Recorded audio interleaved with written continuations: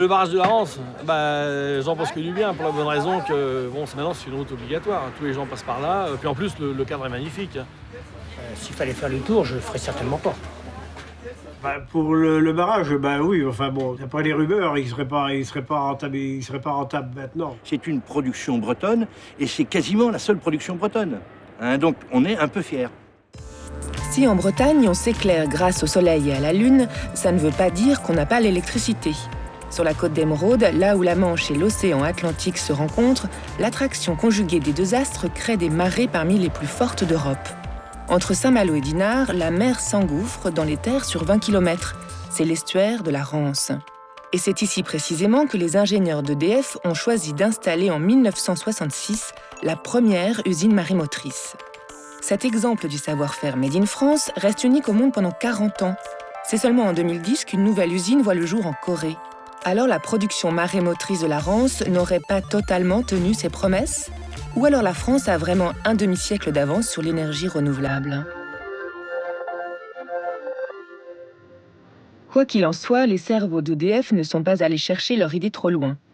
Sur les bords de la Rance, les habitants vivent depuis toujours au rythme de la marée. Ils n'ont pas eu besoin de calculs savants pour comprendre qu'ils pouvaient l'utiliser. Comme le vent pousse les ailes du moulin, tout au long de la Rance, la marée fait tourner les roues à aube et les meules à grains. Le maire du village de la Vicomté-sur-Rance veille sur une de ces bâtisses du XIIe siècle. C'est quand même quelque part l'ancêtre du barrage de la Rance. Le gardien du moulin. Alors au fort coefficient de marée, l'eau arrive à 50 cm du sommet de la digue. À marée montante, la marée pousse sur cette porte suspendue à cet axe horizontal. Elle s'ouvre, l'eau de la mer pénètre dans l'étang, ici. Et c'est quand la mer est suffisamment basse, comme maintenant exactement, que l'on va pouvoir mettre le moulin en marche en utilisant l'eau qui a été stockée précédemment.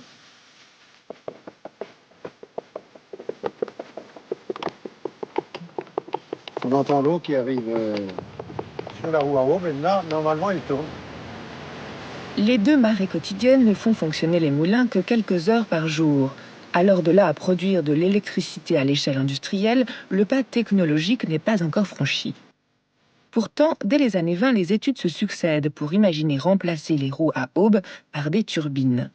Mais le projet, pharaonique pour l'époque, devra attendre un contexte favorable pour passer de la tête des ingénieurs à celle des décideurs politiques. À l'époque, le problème de la France, c'était de produire de l'électricité pour pouvoir suivre la consommation. Monsieur Hydraulique. Il faut se rappeler de la situation énergétique française. Dans les 30 Glorieuses, donc on a une consommation qui augmente de manière très régulière. Et donc la France doit mettre sur le réseau des centrales de production pour pouvoir suivre la consommation. C'était l'époque du paquebot France, c'était l'époque du Redoutable, c'était l'époque du Concorde, voilà. Donc toutes les choses nouvelles qui pouvaient mettre en avant la technologie française étaient quand même attiraient beaucoup le général de Gaulle. Et donc, quelque part, c'était un prototype qui l'intéressait pour voir si on pouvait aller plus loin. Je ne sais pas si l'affaire de Suez n'a pas, dans une certaine mesure, un peu, permis aux scientifiques de convaincre le pouvoir de se lancer dans cette expérience. L'homme politique. Suez, c'est le blocage du canal.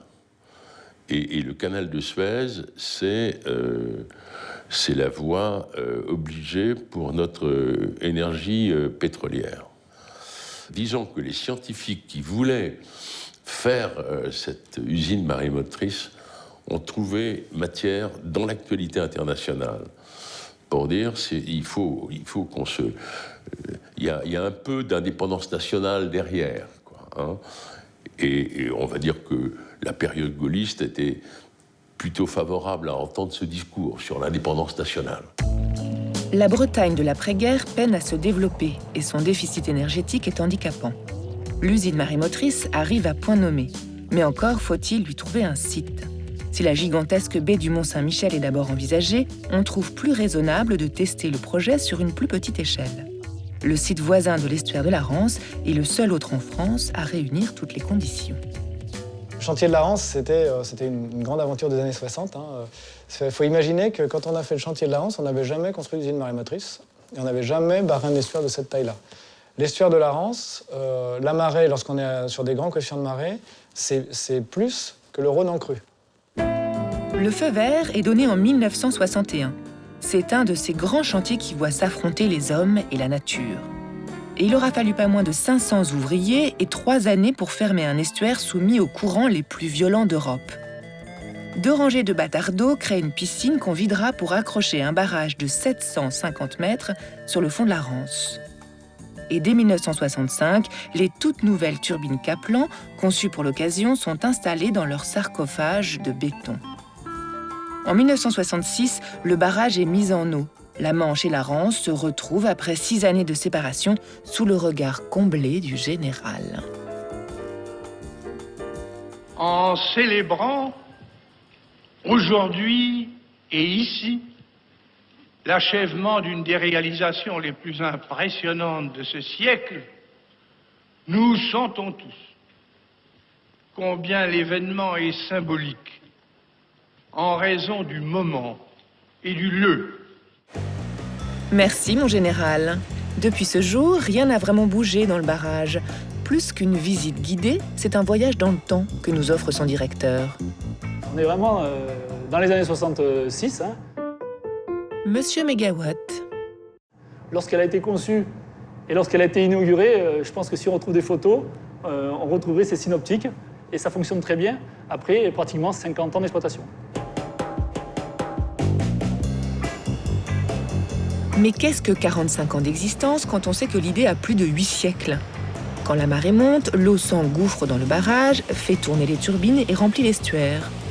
Ensuite, le barrage retient l'eau quelques heures, le temps que la mer redescende.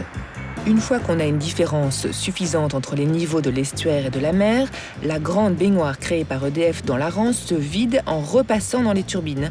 C'est le fameux double effet.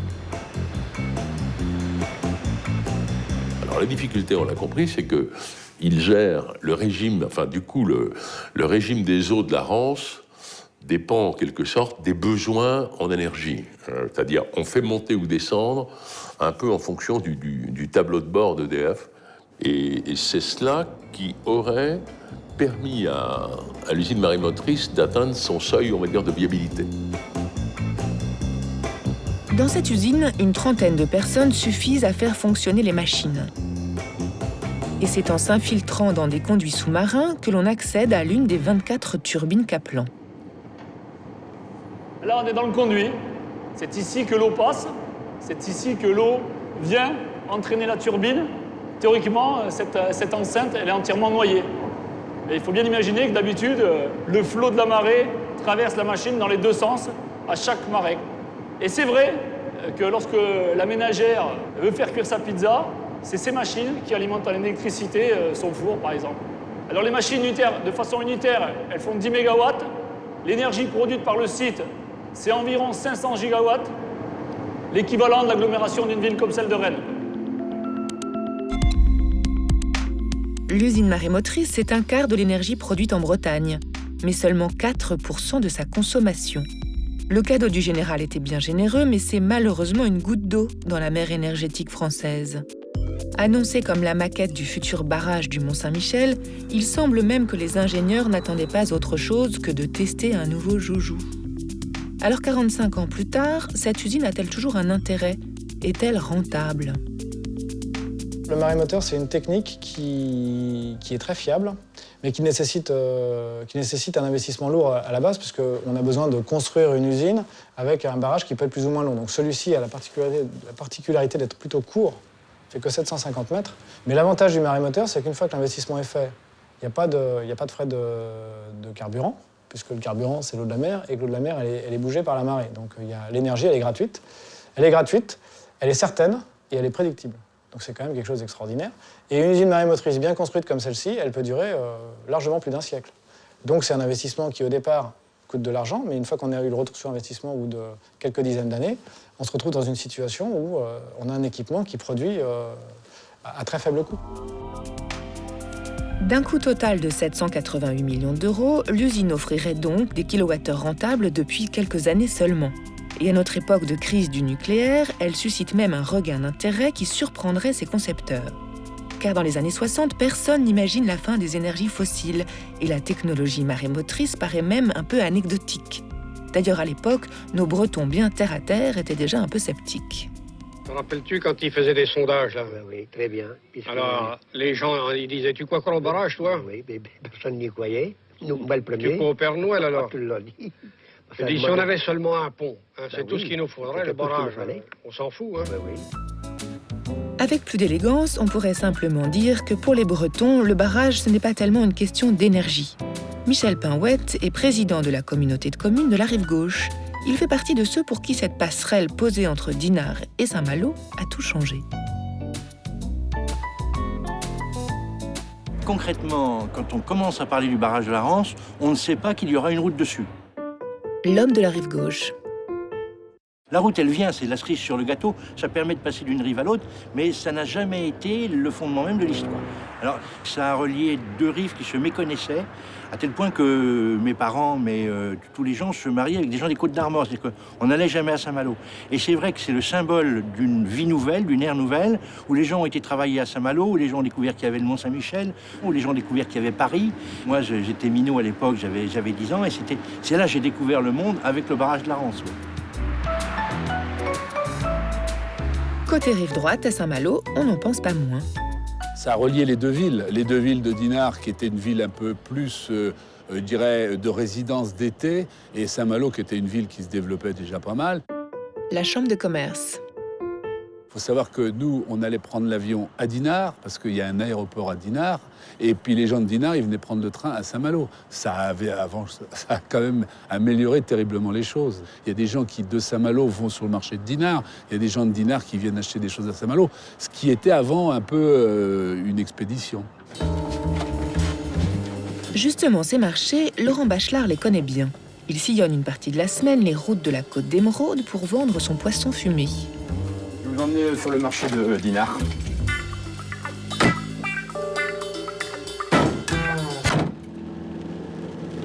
Cette route-là pour aller à Dinard, c'est d'abord un énorme gain de temps puisque quand le barrage est fermé pour travaux, ce qui arrive assez rarement, quand même malgré tout, ça oblige à faire un détour de 25 voire 30 km. Quoi. Le seul autre pont sur l'estuaire de la Rance se situe 20 km en amont. Et vu les moyens de transport de l'époque, on comprend mieux pourquoi on n'allait chercher ni amour ni travail de l'autre côté de l'eau. Mais les temps changent et depuis la route sur le barrage, les commerçants malouins ne se font pas prier pour venir vider les poches des riches dinardais. Madame Marquet, une petite queue comme d'habitude.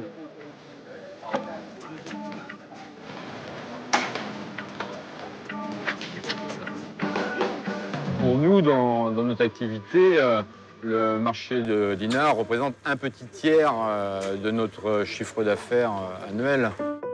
Le commerçant. Lorsque j'ai voulu m'installer à mon compte, j'ai choisi la région de Saint-Malo-Dinard parce que c'était la région de France où il y avait le plus de marchés sur le petit périmètre, avec énormément de marchés à Saint-Malo et en plus le marché de Dinard qui était vraiment tout près de Saint-Malo, avec une facilité d'accès qui était vraiment appréciable, quoi. Quand on regroupe Saint-Malo, Dinan, Dinard et même Cancale, quoi. Ça fait quand même un pôle d'activité assez intéressant. Tellement intéressant que, comme Laurent, 40 000 Bretons traversent le barrage chaque jour en voiture, en oubliant que sous le bitume, ça turbine toujours. Aujourd'hui, les gens ne savent même pas qu'on y produit de l'électricité. C'est-à-dire que c'est ça qui est assez surréaliste. On a fait quelque chose qui produit de l'électricité, qui pose aucun problème. On n'entend jamais parler du barrage de la Rance en tant que production d'énergie. Par contre, vous n'avez qu'à barrer pendant 2 heures le barrage de la Rance, et bien là, vous en entendez parler. Et donc, c'est vrai que la route a pris le dessus sur la production d'électricité. Mais la route a aussi pris le dessus sur le passage des bateaux. Il ne faudrait pas oublier qu'avant le barrage, la Rance se déversait sans obstacle dans la mer, et les bateaux avec. Maintenant, toutes les heures, le pont se lève pour laisser passer dans l'écluse les plaisanciers. Et aux chaudes heures de l'été, quand les vacanciers doublent la population locale, les problèmes commencent. Alain Hugues, navigateur écolo, s'en amuse. Les gens, quand ils veulent aller à Dinard ou à Saint-Malo, ils savent qu'il ne faut pas partir à cette heure-là parce qu'ils vont avoir le barrage. Le marin. Oh là là, tu pars à -5, dans 5 minutes, il y a l'écluse. Tu vas te retrouver bloqué, puis on peut se retrouver bloqué 20 minutes ou 25 minutes. Et les bateaux, c'est pareil, c'est-à-dire qu'il n'y a pas assez de place dans le sas pour les bateaux. Et ça m'est arrivé, encore cet été, mais ça arrive régulièrement à plein de gens. Et ben on reste en France parce qu'on ne peut pas accéder à la mer, quoi, pendant l'été. Ça crée des comportements hyper agressifs, beaucoup de tensions. C'est plus une partie de plaisir, quoi. Ça n'a rien à voir avec la plaisance. On pourrait redonner un peu plus de place aux bateaux. D'ailleurs, dans le traité de concession du barrage de la Rance, il y avait effectivement le libre accès à la mer. Je pense que c'est important, ça. Il y a le droit à la voiture aussi. La mer, c'est une chose, mais la voiture, c'était... À la limite, il y avait 3 bateaux, 4 bateaux, et puis il y avait 100 ou 200 voitures qui attendaient. Si en haute saison, le passage est problématique pour les voitures comme pour les bateaux, il a aussi offert aux navigateurs une belle contrepartie. Moi, je trouve que le barrage de la Rance, ça n'est pas rien. Et il y a sûrement des choses négatives, mais il y a aussi des choses positives, à savoir que ça fait un plan d'eau extraordinaire, et pour faire du bateau, c'est super. Faut voir que quand il n'y avait pas le barrage, la moitié de l'estuaire asséchait à chaque marée quand même. Donc ça veut dire qu'on ne peut pas arriver, il n'y a pas de port à Plouer, il n'y a pas de mouillage sur le long des côtes, quoi. Il y aurait beaucoup moins de possibilités de faire du bateau.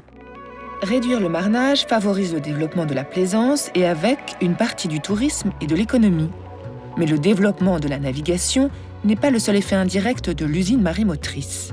Comme tout bouleversement amène son lot d'opportunités, Philippe Orveillon, pêcheur professionnel, a pu développer sa nouvelle activité grâce au barrage. Je vais faire mon cormoran moyen. Ok, allez, c'est parti.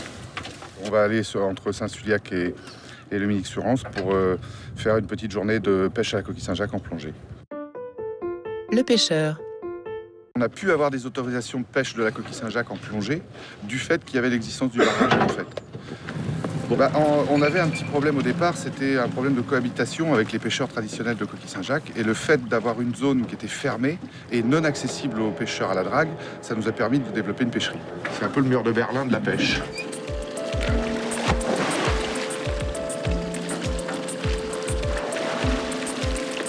Philippe est le pionnier de cette pêche écolo qui consiste à sélectionner directement sur le fond les plus belles coquilles. Depuis, la pêche professionnelle en plongée s'est développée au-delà de l'estuaire de la Rance. En fait, ce qui a été bien, c'est que ça a permis d'avoir une surface vraiment couverte en permanence par un minimum d'eau, plus grande que si ça a été les marées normales qui avaient géré les hauteurs d'eau. On n'aurait pas pu en avoir une quantité si grande si la surface de l'estuaire à certaines périodes de l'année était réduite à la portion congrue. Mais si aujourd'hui les coquilles Saint-Jacques pullulent sur les fonds de la Rance, ça n'a pas toujours été le cas. En 1966, alors que tout le monde se félicite de la grande réussite technologique, personne ne pense aux répercussions de ce chantier sur l'écosystème. Pourtant, on a bien fermé totalement un estuaire pendant 3 ans. Sans marnage, on fait de l'estuaire une piscine qui se dessale petit à petit. Quand les scientifiques s'y intéressent 5 ans après, il est déjà trop tard. Nicolas Desrois, chercheur à l'Ifremer, connaît bien la question. Suite à cette fermeture, il y a eu une mortalité quasi totale de la faune. Le scientifique. On avait très peu d'espèces qui étaient présentes à ce moment-là dans le bassin. Seules les plus résistantes, les moules, les gobies, ou des espèces très tolérantes. Mais l'ensemble de la faune marine avait disparu. Quand on a rouvert et quand les marées sont venues, il y avait des moules. Alors, il y avait des moules, elles étaient grosses comme ça. C'est-à-dire qu'en 6 ans, on avait complètement tout chamboulé. Et aujourd'hui, on devrait refaire la même chose. Il faudrait des études d'impact avant, après, pendant, etc., etc. Là, ça s'est fait très tranquillement. Enfin bref. Donc, les conséquences en termes de vie animale et de vie végétale n'ont pas pesé très lourd à l'époque dans les décisions qui ont été prises d'industrialiser la France. Si même EDF l'affirme, on peut sans aucun doute parler d'une catastrophe écologique. Mais à chaque époque, ses priorités. Laissons le passé là où il est. Aujourd'hui, tout le monde s'accorde à dire que l'écosystème s'est quelque peu modifié, mais somme toute, fonctionne. Par contre, un doute subsiste. Les poissons passent-ils le barrage librement ? Bon, les poissons notamment, ou les céphalopodes, ou les crustacés peuvent traverser les turbines parce qu'on a une vitesse de rotation qui est assez faible, en fait de 96 tours par minute, ce qui permet à tout organisme, grosso modo de moins de 1 mètre, de passer sans dommage. Nicolas Fantin, du Muséum national d'histoire naturelle de Dinard, ne partage pas le même avis. Si on raisonne à l'échelle de la zone côtière, eh bien moi je pense que la rance a eu un effet négatif. Le scientifique numéro 2. Il y a une série d'espèces très importantes qu'on appelle les espèces migratrices amphihalines, c'est-à-dire le saumon, la truite de mer, un peu moins connue la lauze, la lamproie, et très connue en ce moment l'anguille. Donc toutes ces espèces sont obligées de passer de l'eau douce à l'eau de mer pour accomplir leur cycle biologique. Et le premier rempart à cette migration, eh bien, c'est l'usine marémotrice. Parce que les poissons qui arrivent devant une turbine qui tourne, eh ça fait quand même une probabilité de se faire heurter par la turbine et de toute façon un impact au niveau de la variation très rapide de la pression. Donc ça affaiblit les capacités de migration des poissons qui passent par là. Alors passe ou passe pas ? Toujours est-il qu'un phoque du Mont-Saint-Michel a élu résidence sur les plages de la Rance. En plus de faire la joie des touristes, il permet à EDF de se décharger de toute responsabilité. Mais les riverains veillent au grain. Depuis 30 ans, ils se sont groupés en associations car l'artificialisation de l'estuaire les inquiète. Ce qu'on ne dit pas, c'est que le barrage peut, du fait qu'il n'a aucune contrainte, il peut changer n'importe quand son mode de fonctionnement. C'est d'ailleurs ce qu'il est en train de faire en ce moment, puisqu'en ce moment, il descend plus jamais en dessous de 7 mètres. Mais la bataille qui anime surtout ces riverains en colère, c'est la vase, un autre sujet qui porte à controverse. C'est presque un tas de fumier, quoi. Ça fait vraiment sale. Ça donne l'idée de décomposition. On doit être content de la situation telle qu'elle existe. Surtout pas faire de vagues, etc., etc. La Rance ne s'envase pas plus que les autres estuaires bretons. Est-ce qu'on peut comparer ? Or, le fonctionnement hydrodynamique de la Rance ici n'est pas du tout celui des autres estuaires bretons. Et comme l'envasement est fonction des conditions hydrodynamiques, c'est quand même un peu osé de comparer les deux. Il n'y a rien de scientifique derrière ça. L'association invoque à raison des questions de sécurité, mais au fond, le problème est plutôt lié au paysage. C'est forcément moins agréable d'aller se baigner avec de la vase qui glisse entre les doigts de pied. Je pense que personne n'a revu de château de sable sur la Rance depuis que le barrage est en service. Le riverain engagé. Les gens de Dinan, par exemple, venaient à la pêche au coq et venaient à la plage à la Villegée. Actuellement, ce n'est plus possible. La plage de la Villegée est recouverte soit de vases, soit d'herbus continentaux. L'estuaire s'envase. Là-dessus, au moins, tout le monde est d'accord. Mais en revanche, c'est la responsabilité du barrage qui est au cœur d'un nouveau débat entre scientifiques. À partir du moment où on a de l'eau de mer qui rentre en eau douce, on a une flocculation de particules, on a un phénomène d'envasement. L'envasement est un phénomène naturel dans tous les estuaires. Et comme il y a une usine marémotrice au milieu de l'estuaire, on se dit ça doit être à cause de l'usine marémotrice, mais quand on va comparer à côté, on se rend compte que finalement, globalement sur l'ensemble de l'estuaire, l'envasement est comparable. Le problème, est plus lié à la perception humaine. Mais la perception humaine est-elle si peu fiable ? Malgré toute leur rigueur scientifique, aucun rapport n'apporte les mêmes conclusions. D'ailleurs, une nouvelle campagne de relevé d'envasement menée par un scientifique du CNRS, cette fois, est en cours.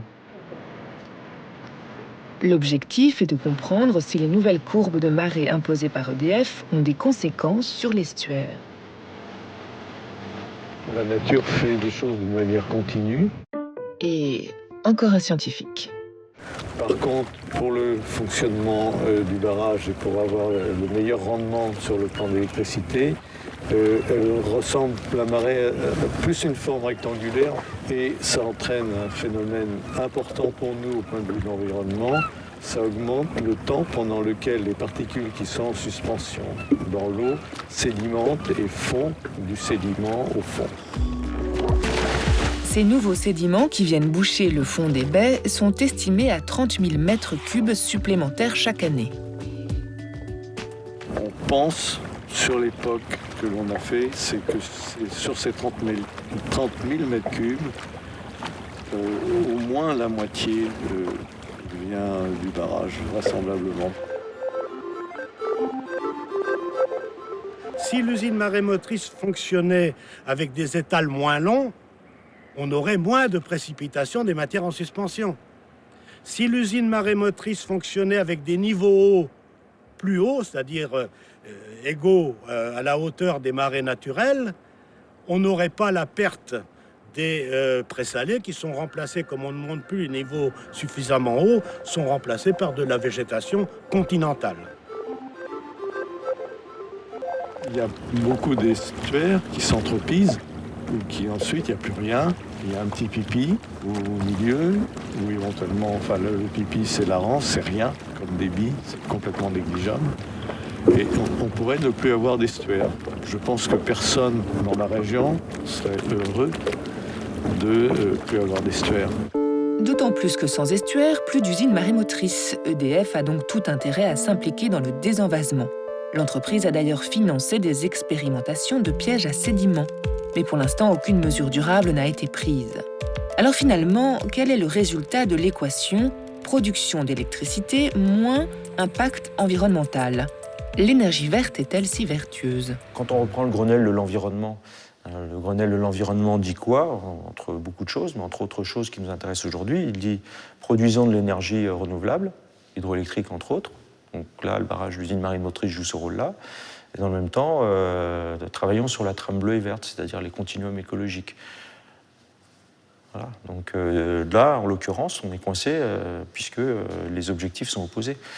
Donc comment faire en sorte que ces deux objectifs soient atteints? Pendant 40 ans, on a fait de l'énergie pour faire de l'énergie. Et depuis quelques années, on se dit que ce serait quand même bien de faire de l'énergie renouvelable. Donc l'énergie renouvelable, il y a plusieurs sources.